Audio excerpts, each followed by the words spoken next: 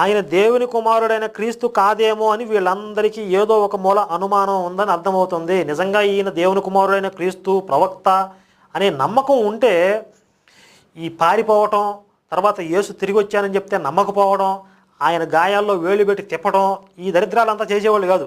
వీళ్ళు ఎవరికి కూడా నమ్మకాలు లేవు యేసు క్రీస్తు అంటే. కానీ ఎలాంటి అనుమానాలకి తావివ్వకుండా, రెండవ ఆలోచన లేకుండా యేసుని క్రీస్తు అని నమ్మింది మాత్రం బైబిల్లో ఉన్న దెయ్యాలే. యేసు కుటుంబ సభ్యులు నమ్మలేదు, శిష్యులు నమ్మలేదు, గొప్ప ప్రవక్త అయిన యోహాను నమ్మలేదు, ప్రజలు నమ్మలేదు.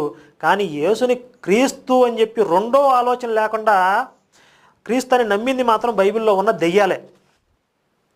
ఈ దెయ్యాలు యేసుని చూడటమే ఆలస్యం. దేవుని కుమారుడైన క్రీస్తు అని ఆయన గుర్తించి ఆయన ముందు సాగిలిపడినట్లుగా బైబిల్లో అనేక సందర్భాలు గమనించవచ్చు. రెఫరెన్సులు మత్తయి 8:29, మార్కు 5:7.